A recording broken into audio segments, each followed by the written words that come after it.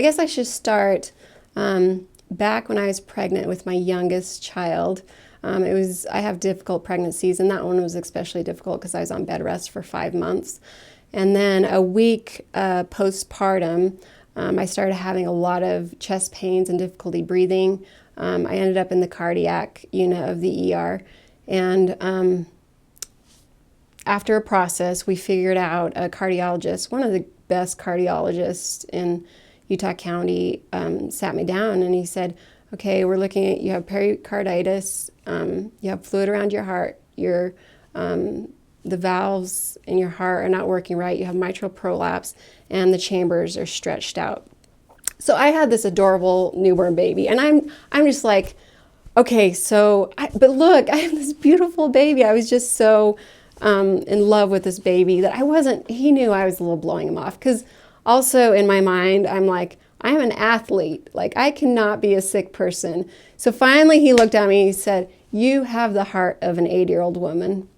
And that just took me back, because it was like the first time, I think, in my life that I felt like, wow, I am mortal, you know.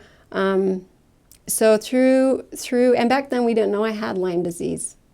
So kind of on its own, my heart improved with exercise and a healthy lifestyle, and this great doctor to help with the chest pains, because I had so much pain.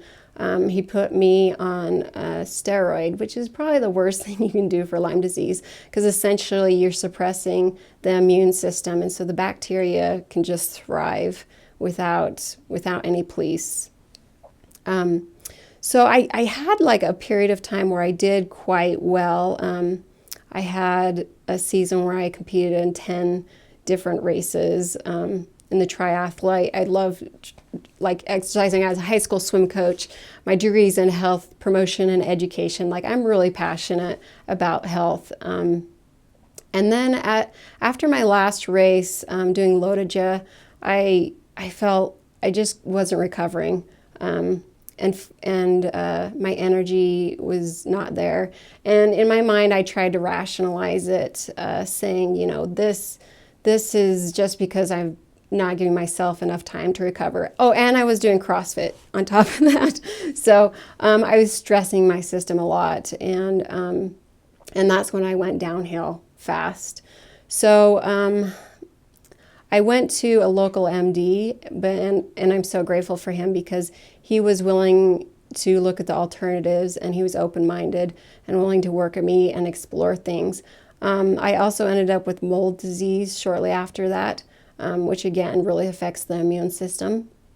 And I went up to a clinic in Idaho. We spent a lot of money on nutritional IVs. I would say that stabilized me, and I felt like I was supposed to go up there, but it didn't get me into remission. It wasn't the answer.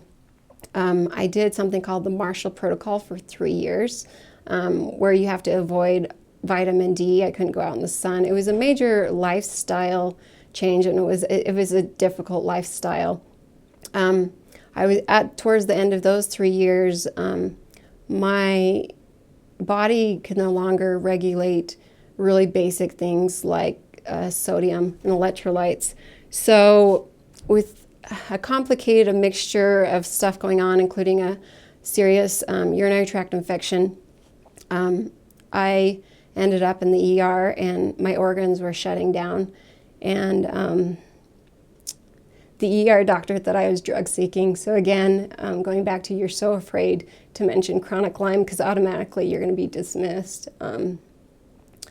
And so here I was, like, just desperate for help. I wasn't even wanting pain medication, but I was dying. And another doctor came in and said, the reason why you're confused, and I was having all these seizures and the worst pain in my life. And he came in and said, the reason why you're confused is because your sodium level's at 20. Now, usually when people hit letting that low of a sodium level, it means a coma. And I did end up going into a coma. And I think it was only divine intervention that I survived. Because that night, it was a long night, but my sodium's dropped down to 14. And at 13, they start looking at organ transplant, a donation. So we kind of came through that, and I stopped the Marshall Protocol, and I had 6 months where I felt like I'd bounced back, and I was feeling so much better and excited to be doing the things I loved again. And then I started going downhill again really fast. And again, I felt like I was dying. I was having 3 seizures a day, and up to 5 a day. And MS symptoms. Lyme can look like it's the great imitator, so it looks like a lot of other illnesses. So I had all the symptoms of MS, and I was neutropenic, so I had no immune system. And again, my organs were starting to dysfunction. My heart murmur was back. And so in a leap of faith, we flew out to a center in Kansas and got treatment, 3 weeks of treatment, which I feel like saved my life. And, there's always a lot of guilt that we invest so much into my health. But when it came back to it, I thought, I'm fighting because my children need a mother. And even though this battle is not well recognized, my children need a mother. So it's an ongoing battle to maintain my health to a point that I can care for my children. And I'm so lucky that I have the amazing, amazing, kind husband that helps so much with the care of our children. So I look healthy. Like if you looked at me, you'd be like, she looks so healthy. But every day I never know what I'm going to wake up to. This morning, for example, I woke up to kidney pain and tremors. So that's kind of what the tremors look like. So if I hold my hands down, you can't see it. But and I recently decided after going out to Kansas that I needed to be able to stabilize myself with that treatment. So I jumped into antibiotics, which was kind of like my last resort because antibiotics are hard on the body. So antibiotics helped a lot. They did work. And I also started using a Rife machine, which if you look up information about Rife machines on the internet, it's not good. But I found a company that has over 1,500 researchers and doctors that support their product. And a Rife machine, to put really simple, it's like an opera singer hits a certain note and cracks glass. But essentially you're vibrating these bacteria to death or whatever cell you're targeting. So that pushed me into remission, but I was still really struggling with the viruses. So even while the Lyme was in remission, I still really struggled. And then I got a really bad kidney infection just this last July, which threw me back out of remission. So here we go again. So I started reading. There's an amazing Lyme doctor, Dr. Horowitz. He's kind of recognized well nationally, and he's done research on leprosy medication for treatment of Lyme.